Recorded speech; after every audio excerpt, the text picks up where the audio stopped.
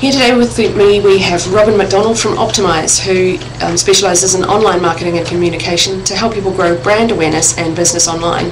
You can find Robin at www.optimise.co.nz. That's right. So hello Robin, can you tell me Hi. what's the service you offer people and how does that work? We do online marketing and communications. So typically we take somebody's website or what they want to achieve online and deliver their content, whether it's print or audio or visual, to the market that is out there. Right, so that's a market that they would sort of know about but not know how to get to. Yeah, sometimes they know about it, sometimes they don't. They might just know that they want to deliver, baby blankets to people that want to buy baby blankets, but they don't necessarily know where the baby blanket buyers are. Mm-hmm. So, but they know their product. Okay, great. So sometimes you'd have a client come to you who isn't really sure what you can do for them. So where do you start with that sort of client? It happens a lot. It's quite common in our industry for people to just have a website and put it up live and think it's just going to be an overnight success. So the typical client comes to us and they, their site's been live for a little while and it's not really getting the results we're expecting from the outset.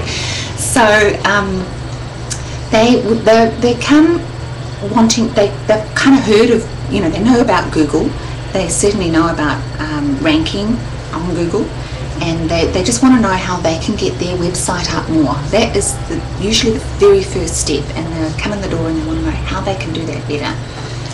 Okay, so you presumably take them through a process, so what's the first step on that process?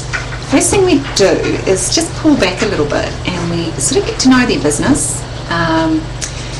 The really important things to know is what products and services they're selling for a start, and to get a feel of what kind of market they're going to deliver those to. It's sort of demographics and those kind of questions, Also, what area in the world? Is it Christchurch? Is it New Zealand? Or is it other countries? And that's really important as well. The other thing that is vital to know is their profit margins on the products and services they're selling, because everything we do has a degree of difficulty and you want to go out for the easier stuff first. So we get to know their business. Mm-hmm. Once we have a good idea of their business, we have a look at their website and assess the technology. Now we think of a website as a tool, and we're delivering the tool to the marketplace. So typically a business will come to us, the website is just sitting there, it might have a little bit of traffic, a few hundred a month or whatever, hardly any sales or inquiries, and now we have to deliver the content of that website to the appropriate marketplace. So what strategies would you use to do that? The defining feature in the next step is keywords. We identify who's searching for what and where in the world they're searching from. So we have databases of keywords that we can define in their marketplace, and some are single words, like, if you use the baby blanket example again, it could be that's blankets, or it could be baby blankets, or they could be blue baby blankets, and they could be blue baby blankets in Christchurch, So you can really, you've got degrees of really getting quite specific. And do people, when they're searching for something, really use that degree of detail? They do. They're getting, the search is getting a lot more sophisticated, especially in the travel industry. You really see accommodation Queenstown, bed and breakfast Queenstown, Arrowtown. It's not just New Zealand anymore. Some travel searchers will come in and to the top New Zealand portals, and then they'll search in those vertical portals down into accommodation in Queenstown. But many searches are coming in straight from the top. You're very specific right at the start. So you offer the keyword choice. Mm-hmm. I suppose a lot of people would say that their web design company might already be doing that for them, so I'm sure you have a whole raft of other things that you do. Some people think that their web design company's doing that, and in some cases they are.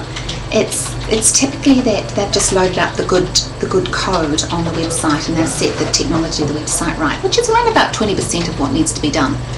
then these are quite targeted campaigns, so they need to be submitted to appropriate search engines.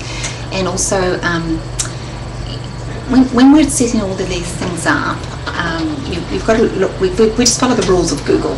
We know what Google wants, and we just deliver to Google what Google requires.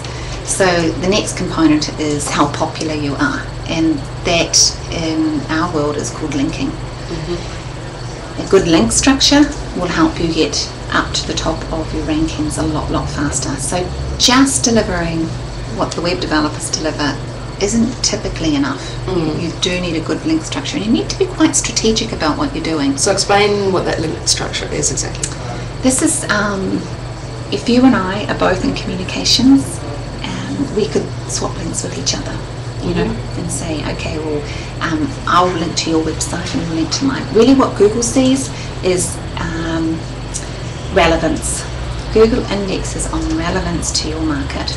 So the more people in your marketplace you have pointing to you, the better for your website. So, and there's no issue with competition there? How do you get around that kind of thing? There's lots of ways. There's some of it's secret and we can't tell you. But there's lots of ways to get linking structure. And if you're in New Zealand, a baby blanket company in America could link to you. This is a worldwide index.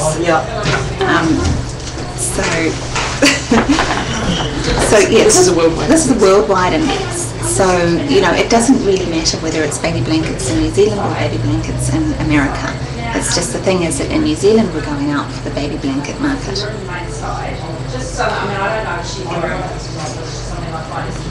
We'll just take a wee break for a minute and come back with phase 2.